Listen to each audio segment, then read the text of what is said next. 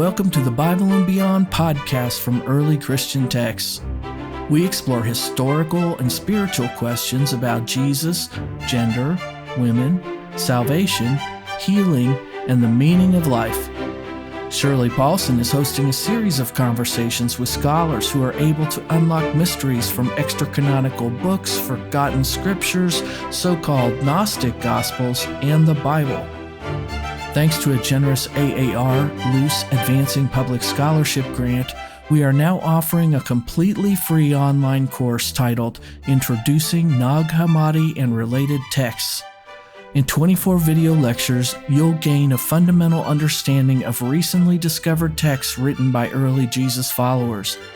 Just visit BibleandBeyond.courses to enroll. And now, here's Shirley Paulson. I'm particularly happy to be introducing Dr. Dylan Burns to you because he produces articles and books on the subjects I'm very drawn to. For instance, some of his books are Apocalypse of the Alien God, Platonism and the Exile of Sethian Gnosticism, and Did God Care? Providence, Dualism, and Will in later Greek and early Christian philosophy. Right now, Dylan is assistant professor of the history of Esotericism in late Antiquity at the University of Amsterdam. I expect that in the next half hour, you'll see why I think Dylan has such a valuable treasure chest to bring to us. And I should mention, we're also planning on part 2 later this year, based on another book of his, The Dead Sea Scrolls and the Nag Hammadi Codices. So before we get there, we're going to focus today on the Nag Hammadi world. Lots of people have never even heard of Nag Hammadi, but I think it's such a crucial part of the modern world and its ideas about religion. So I want to thank you so much for being with us, Dylan, to open up this treasure chest. Thanks so much for having me, Shirley. It's a pleasure to be here. Thank you. Well, we better start with the words Nag Hammadi. This may be an elementary question for many of our listeners, but I want to make sure we're on the same page as we get into some intriguing topics here. So Nag Hammadi is something from a foreign language. What does Nag Hammadi refer to, and why does it matter to people who are studying religion? Nag Hammadi is a city in southern Egypt. And in around December of 1945, some farmers from a village called Al-Qasr, close to Nag Hammadi, were digging for fertilizer close to some mountains. And as they were digging for fertilizer, they uncovered a jar, a long oblong jar. When they opened the jar, inside they found 13 books. These are ancient books written in the Coptic language. Coptic is the youngest and final phase of the Egyptian language. It's written with mostly Greek letters, but it's Egyptian. And these ancient Coptic Egyptian books, they're 1700 years old, and they're full of early Christian writings that were previously unknown to people, to history. They were uncovered for the first time in nearly 2,000 years in 1945. Archaeologists and historians generally consider the discovery of these 13 books near the city of Nag Hammadi in 1945 to be the greatest discovery in the history of early Christian archaeology of the 20th century. And actually, I would have to say, I think you could say it's the most important discovery kind of ever, because, when you think about how Christianity has been such an influence in the world thought, in the world development, and this is so important to Christianity itself, I could go even farther. I think it's incredible. It is incredible. These books revolutionize our understanding of where Christianity came from, what it was in antiquity, how it came to be what it is, and they really open our minds to different ways of being Christian and of exploring Jesus, his movement, and his message. So that's why I really am excited about this jar. All right, so I want to also find out about you and how you got involved with this jar. But before we go there, Could you tell us what's in the jar? And then we'll get back to you. Yeah, sure. So in the jar, they found, as I said, 13 books. Technically, one could say 12. Pages of a 13th were tucked into the cover of another one. Okay. So 13 manuscripts, that is text written out by hand, because the printing press was invented in the 15th century, while these texts are from probably the 4th century CE. So they are 1,000 years older than the printing press. They're written out by hand. And these texts contain approximately 52 tractates or texts, 45 of them unique. So that is to say, some texts are copied more than once in these 13 books. So whoever collected these books also liked to have multiple copies of the same text. And this is great for scholars to have multiple versions of something. And this literature was almost entirely unknown to historians and theologians before they were discovered. This is completely new material from 1700 years ago, kind of a window into the things that Christians were reading 1700 years ago that were otherwise lost to time. Okay, that's getting more exciting all the time here. So, how did you find them? You weren't in Egypt walking around and looking for them. How did you run across them, and what did they mean to you when you found them? Gosh, I was sitting in a lecture hall when I was an undergraduate student. I was 19 years old, and I was in the class on the worlds of early Christianity, and I just wanted to learn more about Christianity and the Bible, where these things come from. I was just curious. And the lecturer, after speaking on the Gospel of John, then began to talk about these other ways that people interpreted the Gospel of John in the 2nd century. And he began to tell a wild, fantastic story, a kind of a cosmic, tragic myth of what happened in heaven before the beginning of time, things that we don't know in the Bible, but that explain questions about what's going on in different passages in the Gospels of John, in the Gospel of John. And he then said, and you'll read more about that this weekend. And he gave us one of the Nag Hammadi texts called the Secret Book of John, a Johannine book that kind of extrapolates on a lot of Johannine themes. And I remember very well going back to the Mensa and buying a smoothie and thinking, I have no idea what this guy was talking about, but it's really cool and I want to know more. And 25 years later, still reading it. I was introduced to the Secret Book of John kind of that way too. I was like, "What is this?" And my supervisor said, "Read this before you read any commentaries. Just find it out what it means for yourself," which I was glad I did. That's So, great advice. Yeah. yeah. So, I mean, like, can I ask you what your own faith tradition was when you got into that, or were you already ready for this, or how did you deal with that? I was ready for it in a lot of ways. My family is Jewish, and so I was also interested in the history of ancient Judaism.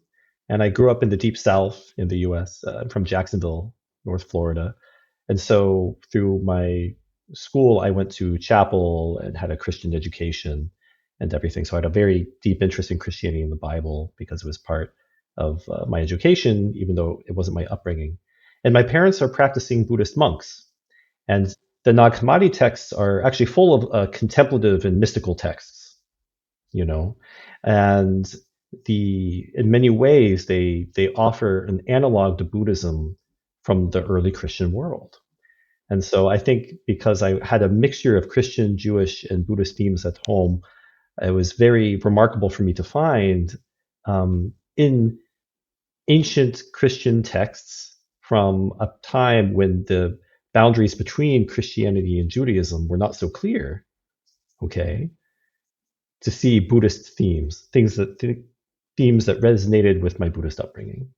And I think in many ways I was very well, these texts they felt like they were for me in that respect. So, what I think is intriguing about what you're saying is that um, we've grown up with a kind of strict boundary of what Christianity means, and yet you're saying that these texts were before that strict boundary, where there were looser boundaries, and now it almost resonates with today, where our boundaries are being questioned.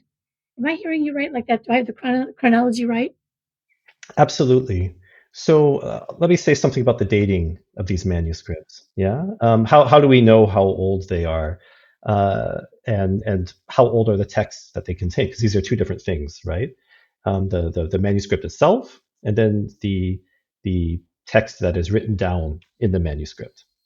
On the one hand, the manuscripts themselves, based off of how they are made, the kinds of books that they are, and the handwriting. This would be typical of books produced in the 4th to 6th century CE. So, 14 to 1600 years old. However, there is a letter that was used as kind of scrap paper for the binding of one of the Nag Hammadi codices. And this letter has a date on it to the second quarter of the 4th century. And so this means that the binding of this book was only made in the second quarter of the 4th century, which means that the stuff that was put into that book probably comes from afterwards. Moreover, we have performed carbon dating on these manuscripts. This is actually a new thing. The carbon dating of one of the covers of the Nag Hammadi Codices was only performed about 5 years ago, and this also points to a 4th century date. Okay, so these artifacts, the actual books themselves, are from around 1700 years ago. The texts they contain then seem to be a little bit older because they're full of ideas that we know from authors of the 2nd and 3rd century CE. There were, in the earliest church, a variety of different Christians with different interpretations of who Jesus was and what his message was. And there were also disagreements and controversies about Jesus and his message and the right ways to interpret scripture and what books should go in the Bible in the first place. What is what books are authoritative? And we have records written by people who were active in these debates who say, we disagree with so and so about the following topic. And a lot of the ideas and text in the text that we have in the Nag Hammadi Codices accord with ideas that people were talking about in these debates over doctrine and debates about canon. And what we see then is that these texts preserve our materials from the 2nd and the 3rd centuries CE that were suppressed and otherwise lost to time. So for the first time in 1900 years, people can read for themselves what some of the alternative Christian teachers of the 2nd and 3rd centuries thought. And it's really different from what we learned in church. This is really dicey, Dylan. I mean, you're talking about things that were suppressed before the church became formally doctrinized, and it's a surprise to us. Did it matter, like, what way they were organized, or how it was put together, or is just a hodgepodge of stuff that we now have to figure out what it means? How does it work?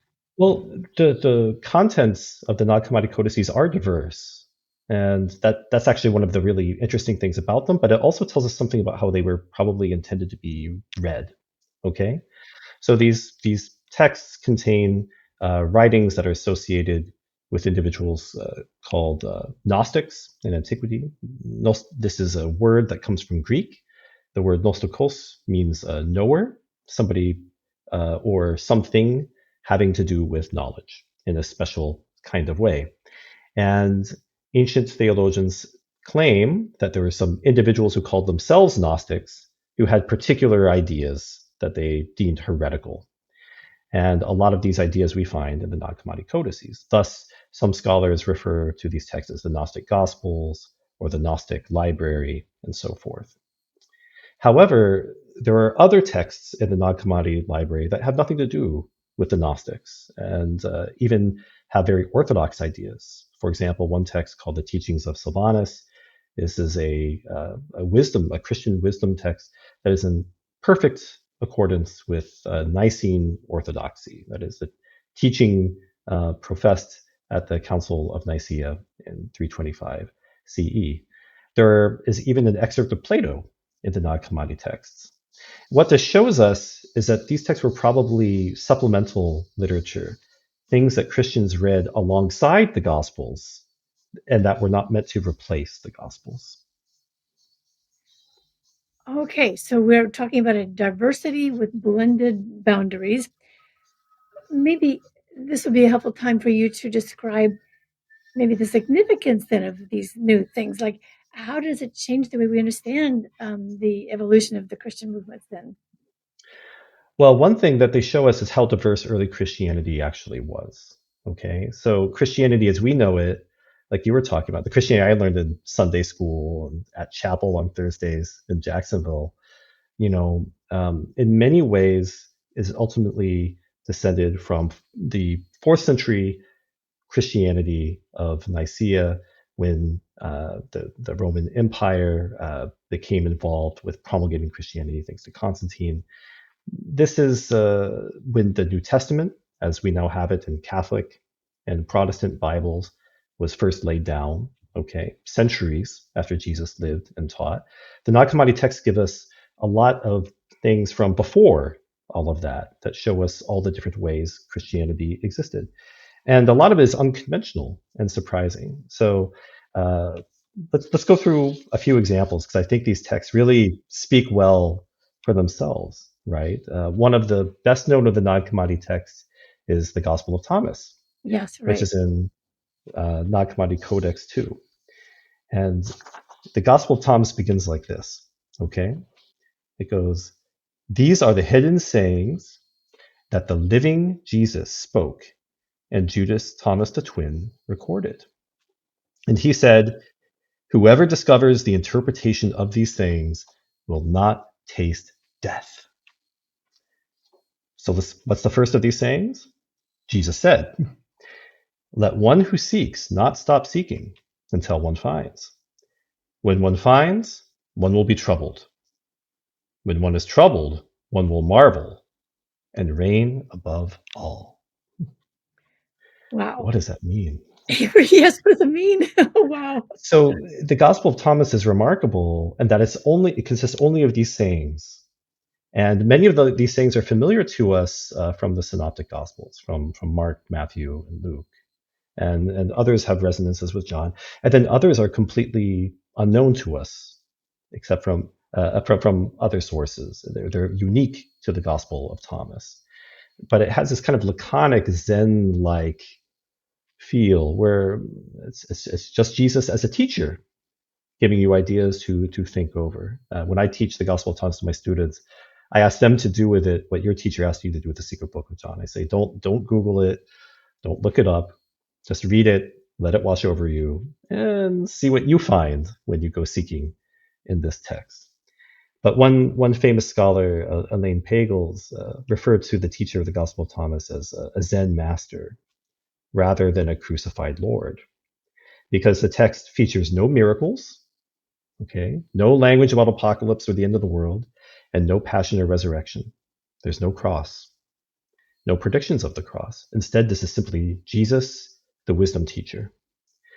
And for Christians who are interested in Jesus' teachings, but are not so into the theology of death and resurrection for whatever reason, this is a very appealing picture in some ways, Jesus the teacher. There are other examples. Let's take women in the church. This is a Right. really important theme today, Yeah. right? Yeah. Well, the Gospel of Philip, uh, from the same codex as the Gospel of Thomas. Okay, this is actually the next text in the same book. We read in the Gospel of Philip, also full of sayings, also a sayings gospel. The companion of the Savior is Mary of Magdala. The Savior loved her more than all the disciples, and he kissed her often on her. Now we have actually a hole in the manuscript. It's not clear where he kissed her, but the hole is big enough for two letters, so it's got to be a body part with two letters. Some scholars propose mouth. Could be head, could be foot, but he kissed her often somewhere. And the other disciples said to him, Jesus, why do you love her more than all of us? The Savior answered and said to them, why don't I love you like her? If a blind person and one who can see are both in darkness, they are the same. When the light comes, one who can see will see the light, and the blind person will stay in the darkness. So Mary, in some of these texts, not just the Gospel of Philip, but there's also a Gospel of Mary, from another Coptic text, not found at Nag Hammadi, but also found in Egypt and published around the same time as the Nag Hammadi Codices. Some of these texts feature Mary as an authoritative figure who Jesus trusts more than the other disciples and grants more authority to than the other disciples. And the other disciples see her as a rival. This is a remarkable thing to find in the Oh, ancient yes. world. And it speaks very strongly and to many women today who are interested in the question of authority and women in church. If you enjoy our Bible and Beyond podcasts, we hope you'll consider becoming a sponsor by joining our Patreon community. Your affordable monthly contribution entitles you to exclusive content, discounts on our live online hybrid courses, Bible and Beyond gear, and invitations to online get-togethers with other supporters.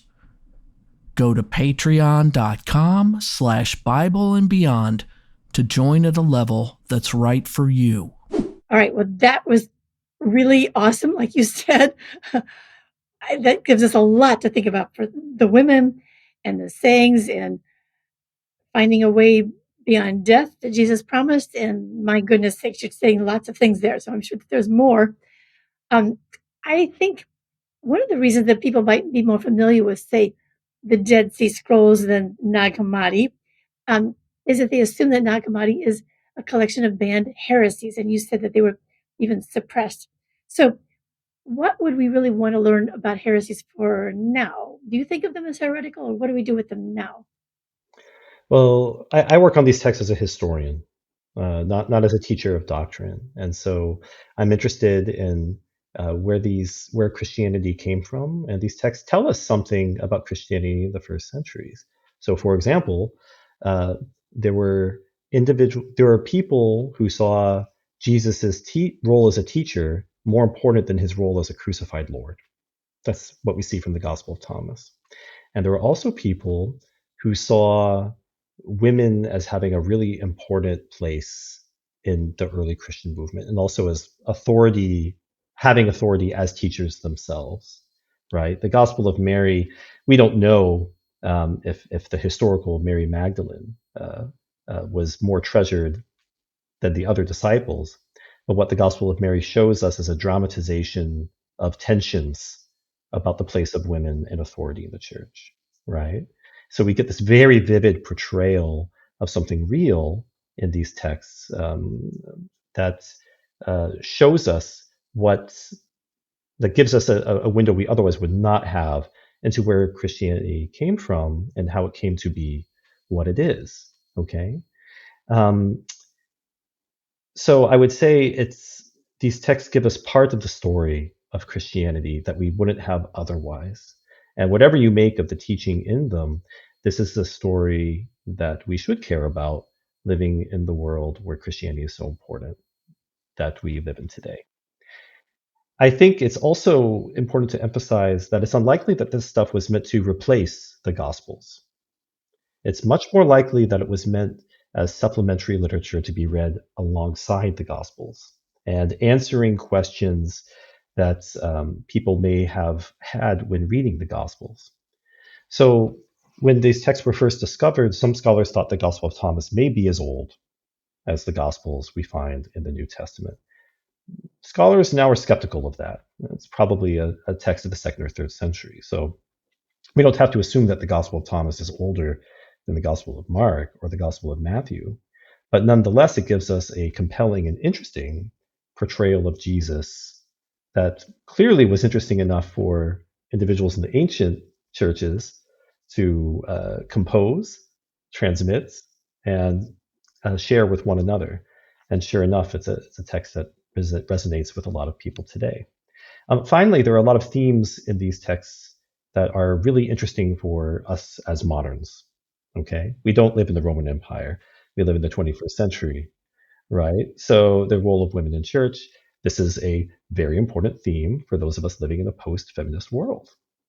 The notion of Jesus as teacher or avatar rather than a sacrifice for atonement.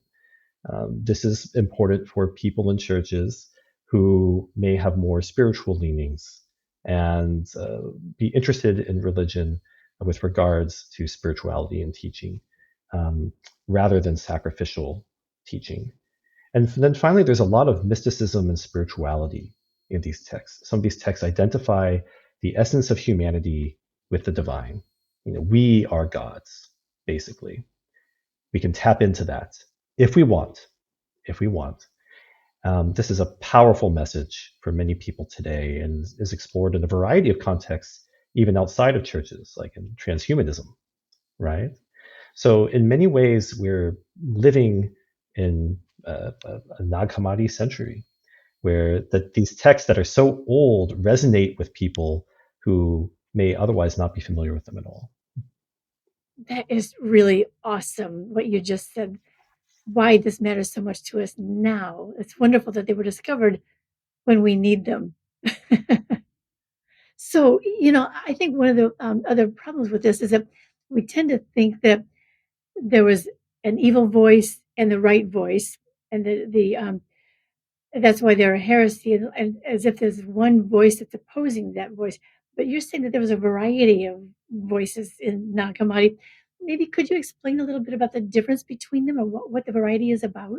You've already talked about Plato, and but what else is in there that makes them different from each other? Well, there is a lot of material in the Nag Hammadi texts that seems to be associated with the teaching of the ancient Gnostics. And there were different groups among the Gnostics themselves. So there's a number of Nag Hammadi texts that seem to have a lot to do with the teaching associated with a second century teacher named Valentinus, who was arguably one of the greatest Christian philosophers of the early church, very influential. He's mentioned by a lot of ancient Christian writers as a rival, often a respected rival. He was nearly elected pope in the second century. Okay, Okay, could have changed the whole history if right, he had, right. yeah, if they had gone for him. And there are a lot of texts that espouse the teaching that is associated with him and his pupils. One of these texts is called the Gospel of Truth, which may be a Coptic translation of a sermon written by Valentinus himself. It's a wonderful homily. It's very psychologically penetrating, just basically talking about how we make our way in a world full of anxiety. So, for those of us who are dealing with questions of turning to religion and spirituality to deal with questions of mental health, actually, it's really a therapeutic kind of read. Saying, okay, you feel like you're in a nightmare state. That's okay. That's okay. Feel like you don't know the way out. That's okay too. But there is a light, and it's in you, and that light is Jesus, and it is a teaching. So we are actually meant to read the book written in our hearts that opens our door to a more positive outlook. Again, for people interested in new thought and spirituality, this is a powerful message. But we have it in an ancient Christian gospel associated with a second century teacher whose whose writings are otherwise lost. There are other texts that are much more closely associated with Judaism and describe the Savior, Jesus, as a kind of avatar, a reincarnation of the third child of Adam and Eve, Seth. Okay, so first you had Cain and Abel, right? Well, things don't work out with them. So Adam and Eve try again and they get Seth, okay? And all of humanity is descended from him. And there are many teachings from the early church that talk about Seth as the first and ideal human being. This becomes de emphasized over the centuries in Christianity, but was very important for Christians, especially in the Middle East in the third and fourth centuries. We have a lot of this stuff about Seth in the Nag Hammadi texts, and they're full of legends that we actually otherwise know best from ancient Jewish writings, including the Dead Sea Scrolls. There's a big overlap with the Dead Sea Scrolls here.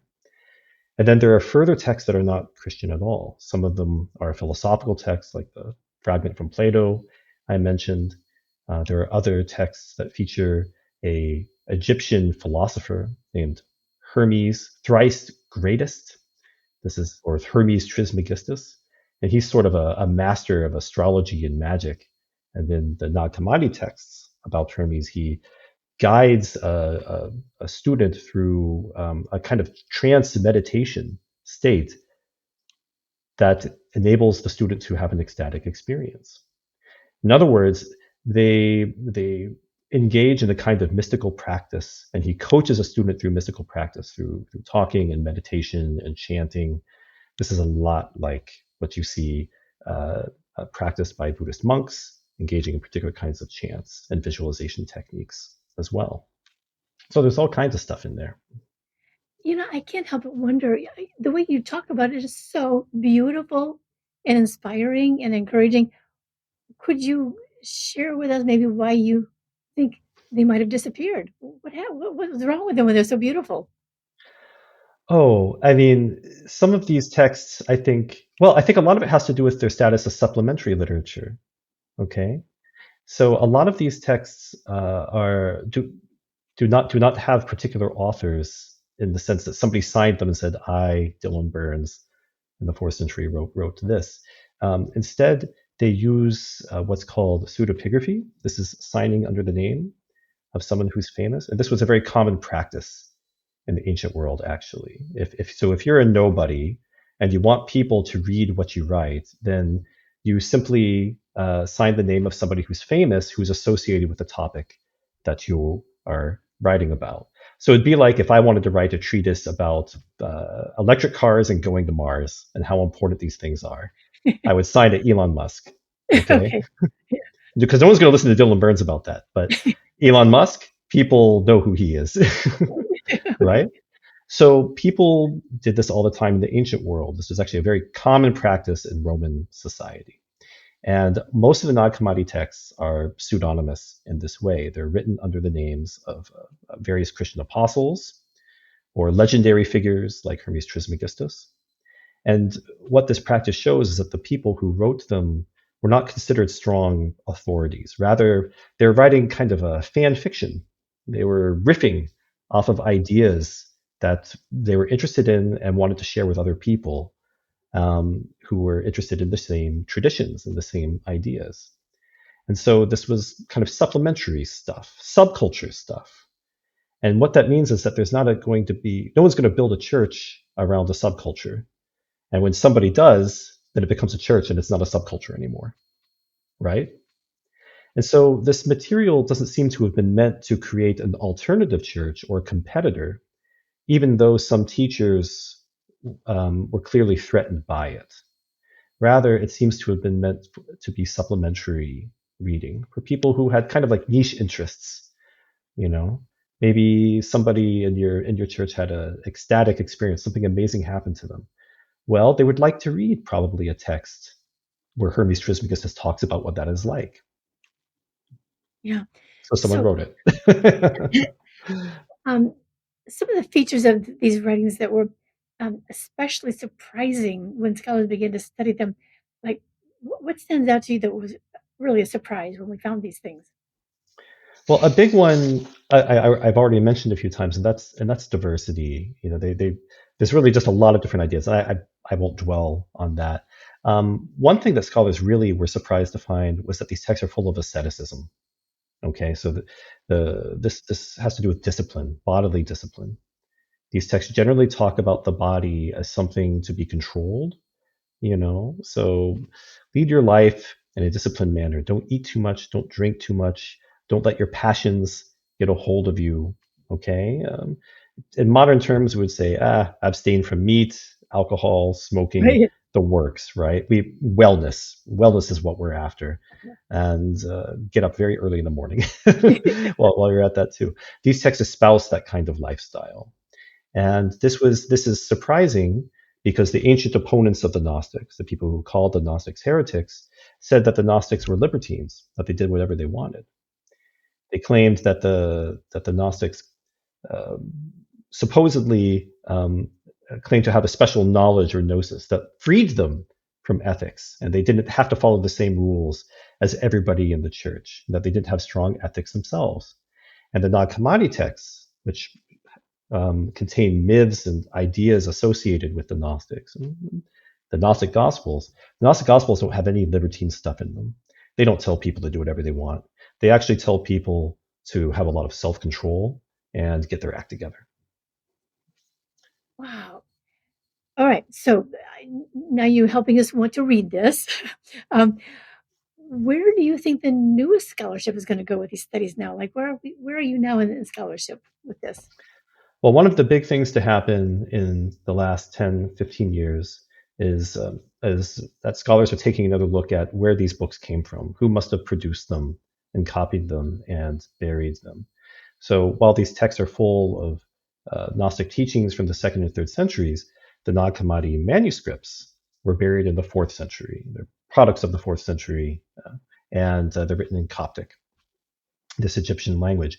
Who would have been copying Coptic literature in the fourth century in the region of Nag Hammadi? And uh, the answer actually was proposed decades ago, but it kind of got lost in the mix. And that is early Christian monks. Okay, there are a lot of monasteries in the area, and monks were interested in asceticism. They were interested in living like the angels, teachings about the angels. In other words, a lot of the things that are in these Gnostic texts, but are not necessarily what we associate with the Gnostics themselves. Okay, and so there's been a kind of revival of investigation into how monks would have read these texts as opposed to the Gnostics, reading the Nag Hammadi texts as monastic texts as opposed to Gnostic texts. And this leads us to interpret them with an emphasis on different things than we would have if we simply read them as the evidence of the lost teaching of the Gnostics, rather, we can see this as a kind of orthodox Christian literature that was meant to be meant to be supplementary reading in early Christian monasteries. I think this is a really productive and exciting way to read this stuff. Another thing that scholars are doing are looking at the kinds of mystical practices described in these texts. So I gave the example of Hermes coaching his student through a kind of visualization experience to go into a trance and then have a vision of the beyond, right? So there's a lot of new work done by cognitive scientists about what is happening when people go into trances and what is going on in your brain when you're having a mystical experience.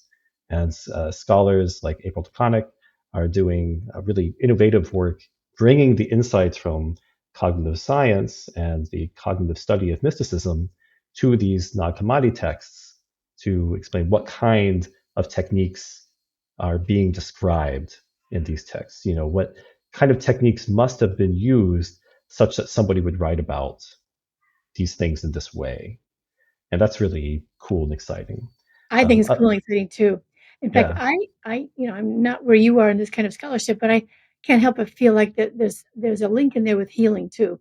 I just have felt all along that there's what's going on there is appealing because it has such a helping and healing kind of message in there somewhere. So I'm excited to hear where you're going with this. Oh, absolutely. I'm glad you brought this up. The how to put it, ancient Christian demonology is really about sickness. Okay, so what are demons? They're illnesses and pathogens that are part of your psyche, part of your thinking. So the vices, hate, envy, strife, lust, gluttony. We call these demons because they are things that torment us in our lives. We have to fight them and be learn to overcome them, and maybe also just live with them.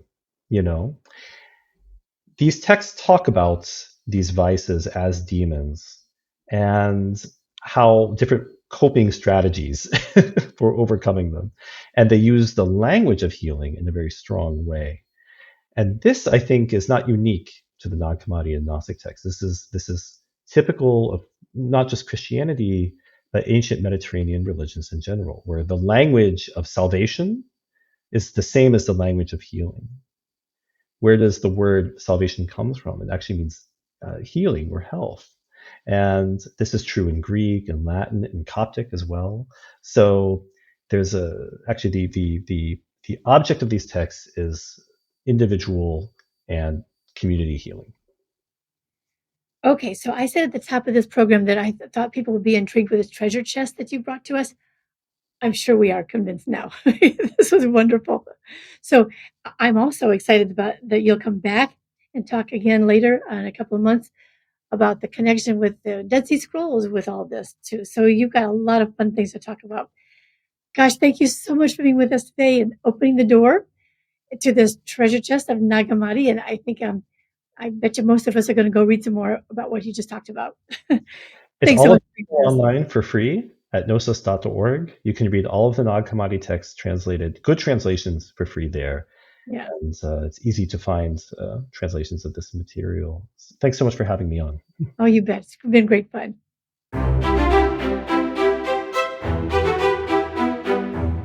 Thank you, listeners, for being with us today. Be sure to check out the details from this episode by accessing the show notes on our website, earlychristiantext.com/podcasts. Or just come browse around the website to find loads of other content, including blog posts, articles, online courses, our monthly discussion series, and more. We hope you'll consider supporting the work of producing online resources related to the incredible records left behind by the earliest followers of Jesus. You can become a supporting member by joining our Patreon community at patreon.com/BibleandBeyond. We love hearing from you on social media. Find us on Facebook, X, and YouTube by searching for Early Christian Texts. We'll catch you on our next episode of the Bible and Beyond podcast.